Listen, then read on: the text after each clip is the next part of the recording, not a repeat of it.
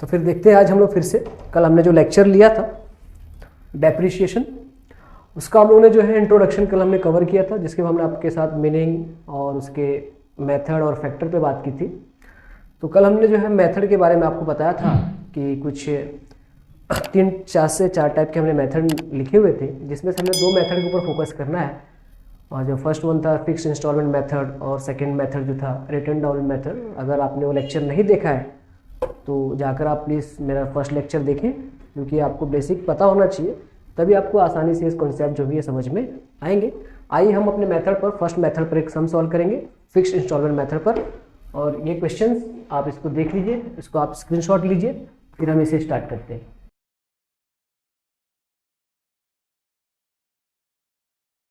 सबसे पहले क्या करना है, आपको सम्स को अच्छे से पढ़ लेना है और फिर आपको देखना है कि कौन से ईयर में क्या क्या काम आपको करने के लिए बोला गया है। सबसे पहले हम देखेंगे सम्स में, तो यहाँ पे दिख रहा होगा कि आपने जो भी परचेस किया है वो 1 अप्रैल 2016 को परचेस किया है, और परचेस आपने 50,000 में चेक के थ्रू किया हुआ है। मेथड डिसाइड करना हमने, मेथड हमने ऑलरेडी सब में दिया हो रहेगा आपको कि they decided to follow fixed installment method, ठीक है। और सब में आपको देखिए इस क्वेश्चन को अगर हम देखेंगे तो यहाँ पे रेट ऑफ डेप्रिसिएशन नहीं दिया गया है। जनरली रेट ऑफ डेप्रिसिएशन अगर दिया होगा तो हम उसके लिए एक अलग कैलकुलेशन करेंगे, लेकिन इस सम में रेट ऑफ डेप्रिसिएशन नहीं दिया गया है, तो इस सम को हम कैसे सॉल्व करेंगे अभी कुछ समय के बाद हम उसको देखेंगे। तो यहाँ पर आपको देख रहे हैं ध्यान से कि the life of machine is estimated as 8 year and scrap value जो है आपके मशीन का वो दिया गया है 2000 रुपये। कंपनी ने डिसाइड किया है कि 1 जनवरी 2019 को 1 जनवरी 2019 को पूरा जो मशीन है उसको बेच देना है। कितने में बेचना है? 35,000 में बेचना है। यहाँ पे आपको जानकारी दी गई है कि कंपनी का जो बुक्स ऑफ अकाउंट है एवरी ईयर कब क्लोज होता है? 31 मार्च एवरी ईयर में क्या होता है? क्लोज हो जाता है। सम्स को हमको क्या करना है, ध्यान से पढ़ना है और इस बात का ध्यान रखना है कि हम क्या करेंगे, एक टाइम चार्ट बना लेते हैं। जैसे कि मान लीजिए कि कभी से शुरू है 1 अप्रैल 2016, तो 1 अप्रैल 2016 को अगर ये ईयर शुरू हुआ है तो ईयर ख़त्म कब होगा? 31 मार्च 2017 को। Next year 1 April 2017, 31 March 2018, and third one 1 April 2018 and 31 मार्च 2019। जहाँ तक कि हमें इसको बेचना का भी था, हमें बेचना है भी इससे कभी 1 जनवरी 2019 को, ठीक, जो कि इस ईयर में क्या हो जाएगा? कवर हो जाएगा। तो हमें 3 साल का जो भी है इनका डेप्रिसिएशन फाइंड आउट करना होगा। हमने जो मशीनरी कभी परचेज की है 1 अप्रैल 2016 को, तो हम क्या कर लेंगे, जनरली हमारे कॉन्सेप्ट के लिए बढ़िया रहेगा कि हम टाइमलाइन बना लें, उसमें देख लें कि किस ईयर में क्या क्या काम है, ठीक है, ताकि हमें क्या करना होगा, वर्किंग करते समय काफ़ी आसानी हो जाएगी। तो हमने क्या किया है, इस फर्स्ट ईयर में ही हमने इसको क्या किया, परचेज किया है। कई परचेज किया था, 1 अप्रैल को ही परचेज किया था हमने। और कितने रुपए में हमने इसको परचेज किया है? और 50,000 में, ठीक है। ये जस्ट हमारे समझने के लिए है, और कुछ काम इसमें है नहीं। तो फिलहाल हम ईयर एंड पे क्या प्रोवाइड करते हैं सर? डेप्रिसिएशन देते हैं। हम हर ईयर एंड पे क्या कर देंगे? डेप्रिसिएशन देंगे। सेकेंड ईयर में ना हमें परचेस करना है ना हमें बेचना है, और कुछ ये भी नया मशीनरी हमें परचेस करना है नहीं, ठीक है। तो सिर्फ हमें क्या करना होगा, इसी मशीनरी पर क्या करना होगा, एंड पर डेप्रिसिएशन देना होगा। थर्ड ईयर में जब हम जा रहे हैं, थर्ड ईयर में हम जाते समय पे हमको बोला गया है कि आप इस मशीन को कब बेच दीजिए? 1 जनवरी 2019 को। तो 1 जनवरी 2019 को हमें इस मशीन को क्या करना है? बेचना है। कितने में बेचना है? 35,000। तो मैं आपको बता दूं कि बेचने से पहले आपको क्या करना पड़ता है? डेप्रिसिएशन देना पड़ता है। कभी भी आप असेट्स बेचने जा रहे हैं तो जो भी उसका डेप्रिसिएशन रहेगा उसको आपको क्या करना होगा, उसमें लेस करना होगा, और उसके बाद ही आप क्या करेंगे, अपने असेट्स को बेचेंगे। जहाँ तक कि मैंने कल आपको बताया था कि अगर आप अपने असेट्स से डेप्रिसिएशन नहीं माइनस करते हैं तो आपको अपने असेट्स की जो वैल्यू है वो आपको पता नहीं चलेगा, और जो भी डेटा आपके पास अवेलेबल रहेगा वो ओवर वैल्यूड रहेगा। तो एक्चुअल पोजीशन आप फाइंड आउट नहीं कर सकते। तो एक्चुअल पोजीशन फाइंड आउट करने के लिए हमें क्या करना पड़ता है, हमारे जो भी फिक्स एसेट्स होते हैं उसमें से डेप्रिसिएशन को क्या करना होता है, लेस करना होता है। ठीक है, तो अगर आप ध्यान से देखें यहाँ पर, तो हम थर्ड ईयर में हम क्या करने वाले, 1 जनवरी 2019 को उसे बेचने वाले, और बेचने से पहले ही आपको क्या करना होगा, 1 जनवरी 2019 को ही आपको क्या करना होगा, डेप्रिसिएशन भी देना होगा। और आप जनरली जानते हैं जब हम सेल करते हैं या तो प्रॉफिट होगा या तो लॉस होगा, और ज़रूरी नहीं है कि प्रॉफिट या लॉस हो, कभी कभार ना प्रॉफिट होता है और ना ही लॉस होता है, वो हम अपने वर्किंग में इसको फाइंड आउट कर लेंगे। ठीक, यहाँ तक आई होप आपको समझ में आ रहा होगा। आगे अगर आप देखें, कल हमने आपको जो है एक फॉर्मूला लिख के दिखाया था कि डेप्रिसिएशन पर एनम के लिए हमने एक फॉर्मूला लिखा था, जिसमें हमने लिखा था टोटल कॉस्ट ऑफ असेट्स, तो cost of an assets less scrap value upon estimated life of an assets. देखिए, ये फॉर्मूला कब यूटिलाइज करेंगे, जब हमें परसेंटेज ऑफ डेप्रिसिएशन नहीं दिया हो।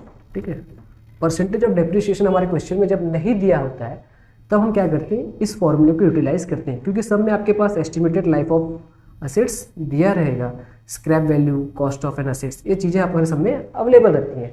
तो ऐसे केसेस में हमें ये फॉर्मूला यूज़ करना पड़ता है। ठीक है, तो हम हमारे पास अगर हमने ध्यान से देखा तो हमने ऑलरेडी सम्स को रीड किया था, तो हमने पाया था कि जो कॉस्ट ऑफ असेट्स था वो 50,000 था, स्क्रैप वैल्यू जो है उसका 2000 है, और लाइफ ऑफ असेट्स कितना है सर, 8 ईयर है। तो अगर हम उसको क्या करें, यहाँ पे पुट करें, तो हम पर एनम 1 साल का जो भी डेप्रिसिएशन होगा उसको हम क्या कर लेंगे, फाइंड आउट कर लेंगे। एक बात और अगर हम ध्यान दें यहाँ पर, तो हमको याद रखना है कि मेथड कौन सा हम सीख रहे हैं यहाँ पे सर, हम मेथड देख रहे हैं यहाँ पर फिक्स्ड, हम मेथड यहाँ पे देख रहे हैं, they decided to follow fixed installment method. अब ये फिक्स्ड इंस्टॉलमेंट मेथड क्या है, तो जब हम अगला भी एक वर्किंग में देखेंगे इसके ऊपर तो आपको प्रॉपरली कॉन्सेप्ट समझ में आएगा कि फिक्स इंस्टॉलमेंट मेथड क्या है। तभी मैं आपको बता दूं, इस मेथड में क्या करना होता है, जनरली आपको एक जब ओरिजिनल प्राइस पे हम डेप्रिसिएशन को चार्ज करते हैं तो बार बार हमें हमारे ओरिजिनल प्राइस पर ही डेप्रिसिएशन को चार्ज करना रहता है। कुछ समय में आप देखेंगे हमारे वर्किंग में आपको साफ साफ दिखाई देगा कि किस तरह से हम उसको यूटिलाइज कर रहे हैं। फिलहाल हम फाइंड आउट कर लेते हैं डेप्रिसिएशन पर एनम, जो भी वैल्यू दी गई है हम उसको क्या कर लेते हैं, यहाँ पे पुट करते हैं। तो depreciation per annum, cost of assets आपका दिया गया है 50,000, scrap value 2000, life of assets 8, फायदा आप कॉमर्स के स्टूडेंट है आप, 48,000 अपॉन 8, आप इसको डिवाइड कर दीजिए। मैथमेटिक्स काफी स्ट्रांग है आपका, देख रहे हैं आप 6,000 per annum, rupees 6,000 per annum, per year depreciation आ रहा है आपका 6,000। आपको एक बात और ध्यान देना पड़ता है कि हमारे पास जो मशीनरी है उसका टाइम कितना है। जैसे कि हमने ये मशीन को कब खरीदा था, 1 अप्रैल को खरीद लिया था, मतलब ये मशीन हम इस साल पूरा साल यूज करने वाले हैं, पूरा साल। किसी किसी सम में आपको क्या करना होगा, इस बात को ध्यान देना होगा कि उसका परचेज डेट क्या है, क्योंकि फिर अगर डेट के हिसाब से हमें क्या करना पड़ता है, डेप्रिसिएशन को कैलकुलेट करना पड़ता है। फिलहाल इस सम में हमारे पास जो मशीनरी है हम उसको क्या किए हैं, पूरा साल यूटिलाइज कर रहे हैं, तो हमारा डेप्रिसिएशन कितना आया, 6,000 पर एनम आया हुआ है। अब हम इसको एक यूटिलाइज करेंगे एक फॉर्मूले में, एक हमारा जो चार्ट है उसमें अगर हम देखें ध्यान से, सबसे पहले आपको क्या करना चाहिए, मैं इसे रफ कर देता हूँ। आपके फिलहाल पास इस क्वेश्चन में सिर्फ एक ही मशीनरी है, तो आप क्या करें, एक कॉलम खींचिए,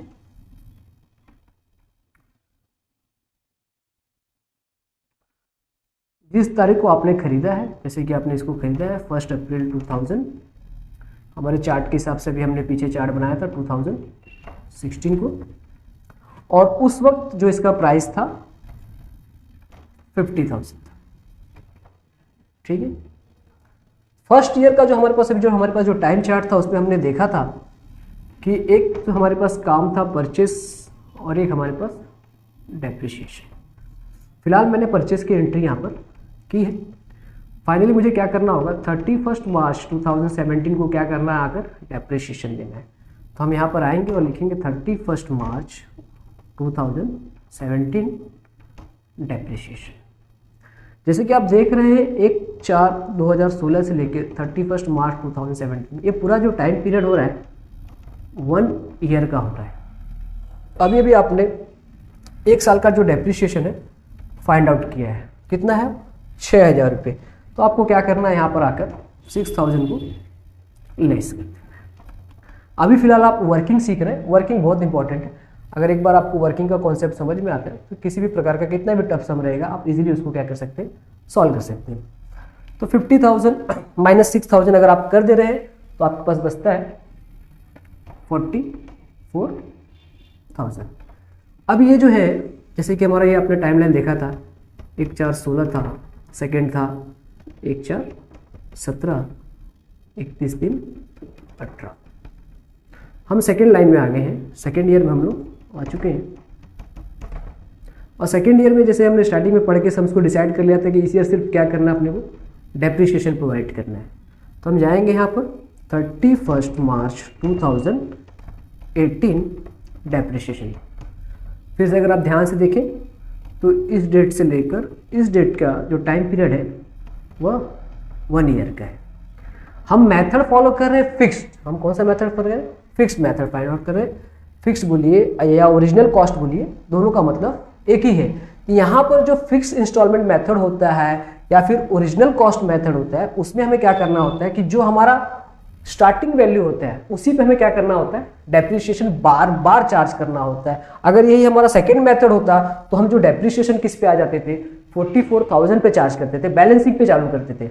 लेकिन फिलहाल अभी हम जो सम्स कर रहे हैं कौन सा कर रहे हैं, फिक्स्ड इंस्टॉलमेंट मेथड का सम कर रहे हैं। तो हमें जो भी डेप्रिसिएशन चार्ज करना होगा, हमारा जो स्टार्टिंग अमाउंट है, हमारा जो ओरिजिनल कॉस्ट है, उसी पे हम बार बार आने वाले 2 साल और भी हमारे पास है 18 और फिर 19, उसमें भी हम क्या करेंगे, ओरिजिनल कॉस्ट पर ही चार्ज करेंगे। फिलहाल 1 साल के लिए अभी आपने फर्स्ट में स्टार्टिंग में निकाल लिया था तो 6,000 आया था, फिर से सेम अमाउंट रहेगा 6,000। आप इसको लेस कर लीजिए, लेस के लिए आप ब्रैकेट लगा सकते हैं।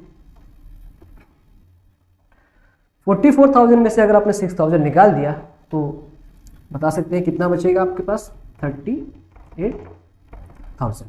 फाइनली आप किस में आ गए सर, थर्ड चार्ट पे आ गए, 1/4/18, 31/3/19।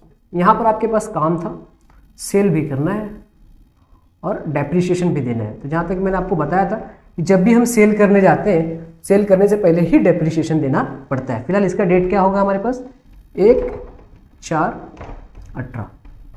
हमें इसको बेचना कभी था, हमें इसको बेचना था 1 जनवरी 2019 को।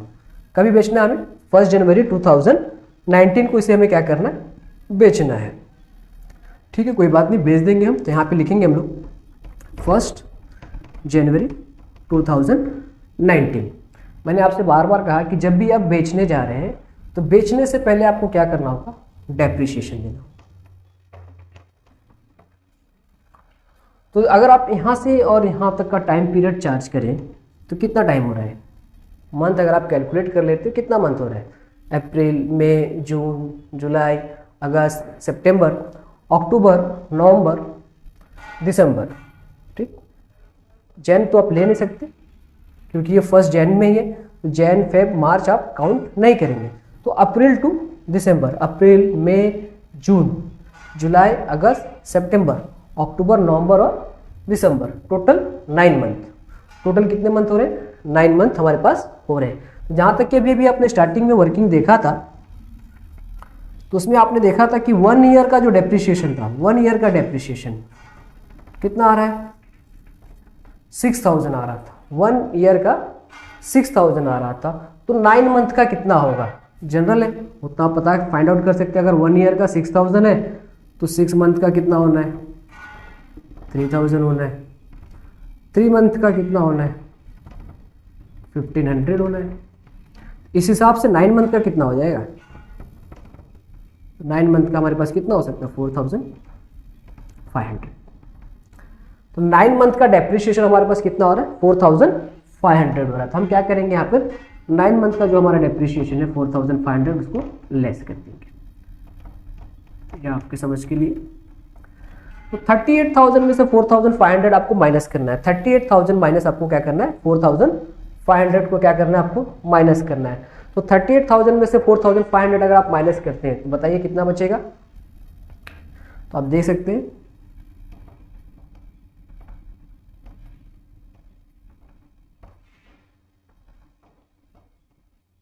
33,500 33,500, ठीक है। अब इससे हमें क्या करना है बेच देना है। अब हमारे पास एक्चुअल जो हमारा जो मशीन था उसका एक्चुअल कॉस्ट कितना दिखाई दे रहा है हमें 33,500। कभी 1 जनवरी 2019 को जो हमारे पास जो मशीनरी थी उसकी जो वैल्यू है वो कितनी है 33,500। और इस मशीनरी को हमें बेचना है। हमें बेचना कितने में था 35,000 में था। कभी बेचना है 1 जनवरी 2019 को ही बेचना है। तो अब यहाँ पे इसको हम क्या करेंगे सेल करेंगे। 35,000 में हमें इसे बेचना है।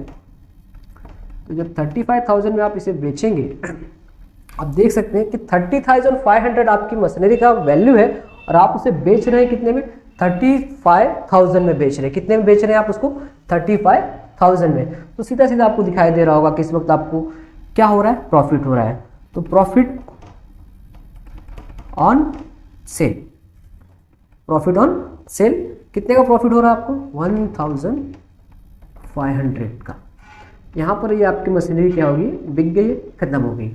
आपके पास एक ही मशीनरी थी वो क्या हो गई समाप्त हो गई है। अब आगे जाकर आपको क्या करना होगा इस सम्स को या तो लेजर में या तो जनरल में क्या करना है इसको सॉल्व करके देना होगा।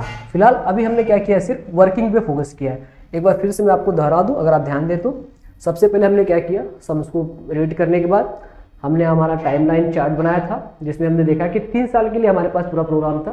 तो फर्स्ट ईयर में हमने क्या करना था परचेस करना था और डेप्रिसिएशन प्रोवाइड करना था। तो हमने क्या किया सेकेंड ईयर में डेप्रिसिएशन और थर्ड ईयर में सेल और डेप्रिसिएशन। उसके बाद हमने क्या किया हमने चेक किया कि हमारे पास परसेंटेज नहीं दिया था, रेट ऑफ परसेंटेज नहीं दिया था। तो हमने क्या किया इस फॉर्मूले का इस्तेमाल किया और 1 साल का डेप्रिसिएशन हमारा कितना आया 6,000 आया। जैसे कि आप जानते हैं कि मेथड कौन सा है फिक्स्ड इंस्टॉलमेंट मेथड है। और फिक्स्ड इंस्टॉलमेंट मेथड में मैंने आपको बताया कि जब जब हमारे डेप्रिसिएशन चार्ज करेंगे हम अपने ओरिजिनल कॉस्ट पर ही क्या करेंगे डेप्रिसिएशन को चार्ज करेंगे। जो भी चेंजेस आता है डेप्रिसिएशन के अमाउंट में वो सिर्फ मंथ की वजह से आएगा, अदरवाइज सेम ईयर रहेगा, टाइम पीरियड अगर सेम रहेगा तो सेम ही अमाउंट का डेप्रिसिएशन आएगा। जैसे कि आपने देखा होगा कि यहाँ पे 6,000 आया, यहाँ पे भी 6,000 आया, क्योंकि यहाँ पे टाइम जो था 1 ईयर था और यहाँ पे भी 1 ईयर ही था। लेकिन यहाँ पे डेप्रिसिएशन जो है 4,500। क्यों आप समझ सकते हैं कि यहाँ पे डिफरेंस है टाइम में, क्योंकि यहाँ पे 9 मंथ दिया होगा। तो फाइनली हमने क्या किया हमारे टाइम लाइन के बाद हम क्या आए हमारे एक मेन वर्किंग पर आए और सबसे पहले हमने जब भी परचेस किया तो उस अमाउंट को लिखा। फिर फर्स्ट ईयर का डेप्रिसिएशन चार्ज करके हम क्या करते हैं लाइन बाय लाइन आए हैं और लास्ट में आकर हमने क्या कर दिया असेट्स को बेचा है। और बेचने के बाद हमने पाया कि असेट्स पे हमको क्या हो रहा है प्रॉफिट हो रहा है।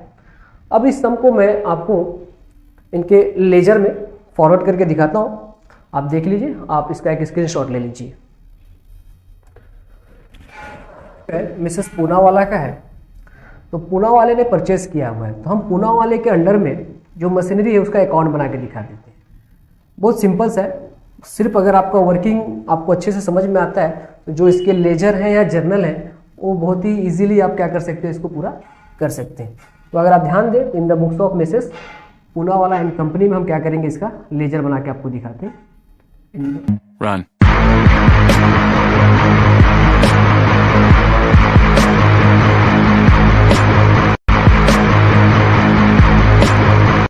जैसा कि आपने देखा ये हमारा एक मशीन अकाउंट का हमने एक फॉर्मेट बना के लिया है। तो जैसा कि आपको जनरल एंट्री आता होगा कि जब भी हम कोई एसेट्स परचेस करते हैं तो जनरल एंट्री आपको तो पता ही होगा, आपने मशीन खरीदा है और जब आपने मशीन किसके थ्रू खरीदा है चेक के थ्रू खरीदा है। अगर हम कैश के थ्रू करते हैं तो machine account debit to cash account, machine account debit to cash account होता था। लेकिन हमने क्या किया इसको चेक के थ्रू खरीदा है, हम क्या करेंगे चेक जहाँ पर रहेगा उसके बदले हम किस वर्ड का इस्तेमाल करेंगे बैंक का इस्तेमाल। तो जनरली अगर हम ध्यान रखें तो एक छोटा सा जनरल एंट्री, जैसे कि परचेस अगर आपने किया है ना यहाँ पर, तो परचेस की एंट्री क्या होनी थी आपके लिए, आपने क्या खरीदा, मशीन खरीदा, तो मशीन आपके पास आएगा और आपके पास से पैसा जाएगा। तो पैसा जाएगा इन सेंस क्या हो गया, बैंक। बैंक का इस्तेमाल हमने क्यों किया, क्योंकि हमारे क्वेश्चन में क्या लिखा हुआ है, चाहिए, इसके लिए हमने क्या किया, बैंक का इस्तेमाल कर रहे हैं। तो जहाँ तक आप देख रहे हैं मशीन इस वक्त क्या है, डेबिट है। तो हम क्या करेंगे, हमारा जो मशीन अकाउंट है उसके डेबिट पर जाएंगे और लिखेंगे जो हमने कभी परचेज किया था 1/4/2016 को। तो हम उसके मशीन के डेबिट पर आएंगे 1/4/2016 और लिखेंगे टू बैंक अकाउंट, अमाउंट जो भी है 50,000। आई होप समझ में आ रहा होगा आपको। उसके बाद जैसे हमने इसको एंट्री कर दी, परचेस की एंट्री हमने कर ली, फिर हमारा यहाँ पर क्या है, डेप्रिसिएशन है। 6,000 का क्या करना है, डेप्रिसिएशन देना। आप सिंपल से इस फॉर्मेट को देखेंगे, इजीली आप पोस्टिंग कर सकते हैं। तो 31/3/2017 यहाँ पे आइए आप, 31/3/2017 क्या लिखिए यहाँ पर, बाय डेप्रिसिएशन अकाउंट, अमाउंट है 6,000। फर्स्ट ईयर में आपके पास दो ही थे, एक परचेस की एंट्री करनी थी और एक डेप्रिसिएशन की। फर्स्ट ईयर हो गया, अकाउंट को क्या कर दीजिए आप, क्लोज कर दीजिए।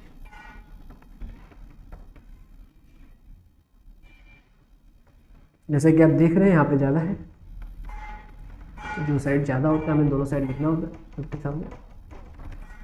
50,000 में से 6,000 आपका माइनस करने के बाद आपके पास बचता है, डाउन है 2017 में मार्च में। अब हमारा क्या हो जाएगा, नेक्स्ट ईयर के लिए ब्रॉड डाउन हो जाएगा। तो 1/4/2017 टू बैलेंस ब्रॉड डाउन। आप देख सकते हैं आपकी वर्किंग के हिसाब से एकदम परफेक्ट है। फिर सेकेंड ईयर में आपको क्या करना है, डेप्रिसिएशन ही देना था, तो आप जाइए दे दीजिए 31 मार्च 2018 बाय डेप्रिसिएशन। जैसा कि आपके वर्किंग नोट में लिखा हुआ 6,000। मैंने आपसे पहले कहा था अगर आपका वर्किंग नोट एकदम परफेक्ट होगा, इजीली आप क्या कर सकते हैं, सम्स को सॉल्व कर सकते हैं। यहाँ देखिए मैंने यहाँ के अमाउंट फिलअप नहीं किया, ये जो कैरी डाउन का अमाउंट था उसी पे यहाँ पे क्या करना, ब्रॉड डाउन करना था। ये 44,000। सेकेंड ईयर में अब हम क्या कर देंगे, इसको क्लोज कर देंगे। अब जैसे कि देख रहे हैं ये ज़्यादा है, 44,000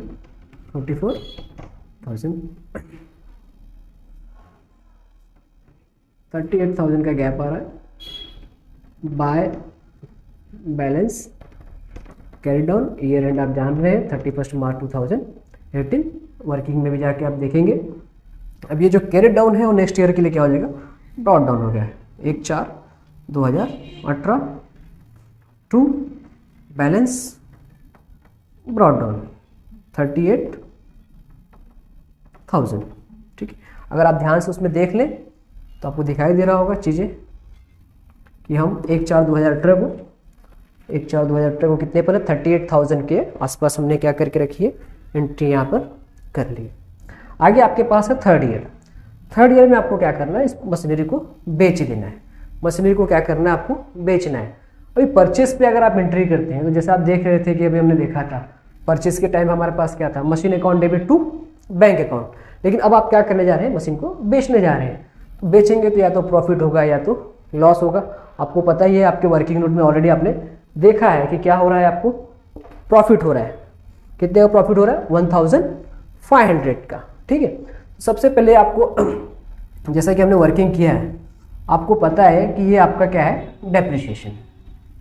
उस डेप्रिसिएशन को आप क्या कर दीजिए, आप रिकॉर्ड कर दीजिए।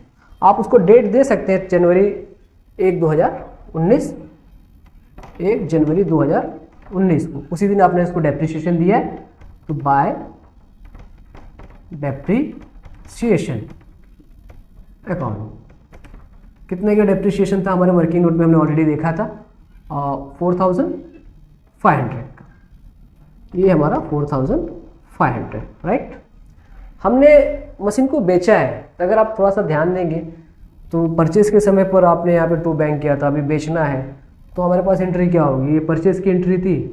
तो अगर हम सेल करें या सोल्ड बोलिए तो एंट्री क्या होगी, bank account debit to machine account, to machine account, ठीक है। तो वहाँ पर हम देखेंगे कि इसको बेचेंगे अब, bank account debit to machine account पे अगर हम देखें तो हम जा सकते हैं कि मशीन के क्रेडिट पे, मशीन के क्रेडिट पे जाएंगे आप, तो आपने उसको कितने में बेचे, 35,000 में बेचे। तो 1 जनवरी 2019 बाय बैंक अकाउंट कितने में बेचे आपने उसे, 35,000 में बेचे। तो यहाँ पे आपने क्या करना है, 35,000 को रिकॉर्ड कर देना है। जहाँ जैसे कि आप जान रहे हैं कि आपने इस मशीनरी को प्रॉफिट में बेचा है, तो आपको क्या हुआ है, प्रॉफिट हुआ है 1,500 का। आप रिकॉर्ड कर सकते हैं, अदरवाइज आप सम्स को जैसे भी क्लोज करेंगे आपको पता चल जाएगा आपको प्रॉफिट है या फिर लॉस है। जैसे कि अगर आप ध्यान दें, मैं इसको क्लोज करता हूँ, ईयर एंड पे हम लोग यहाँ पे 35,000 प्लस 4,500, 35,000 प्लस 4,500 हो जाएगा आपका 39,500। अगर आप नोटिस करें तो यहाँ पे अमाउंट कितना है, 38,000 है, जो कि कम है। मैंने आपको बताया कि जो अमाउंट ज़्यादा तो वही हम दोनों साइड लिखते हैं। तो 39,500 यहाँ पे था, तो उसको हमने यहाँ पे भी 39,500 लिखा। अब अगर हम नोटिस कर रहे हैं आप, तो 38,000 और 39,500 में 1,500 का ऑलरेडी क्या है, गैप है, जो हमारे वर्किंग नोट में हमने पहले ही क्या करके रखा है, फाइंड आउट करके रखा है। तो ये हमें प्रॉफिट भी कभी हुआ जिस दिन हमने बेचा है, 1 जनवरी 2019 को। आप लिख सकते हैं टू प्रॉफिट एंड लॉस, किस पे हुआ है, प्रॉफिट ऑन सेल, ठीक है, प्रॉफिट ऑन सेल। तो यहाँ पे बता सकते हैं कि हमें 1,500 का क्या हुआ है, प्रॉफिट हुआ है। फाइनली आपकी ये मशीनरी जो थी वो हमने क्या कर दी है, बेच दी है।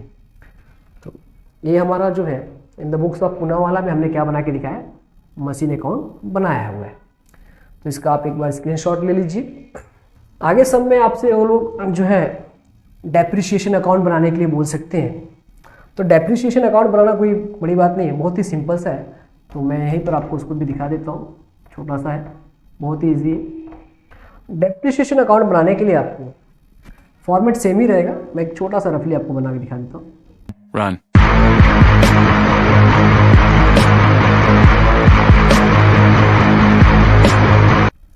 अगर आप नोटिस कर रहे हैं तो हमारा फॉर्मेट जो जैसा था सेम ही है, फॉर्मेट में हमारे कोई चेंजेस फिलहाल तो नहीं है, ठीक है।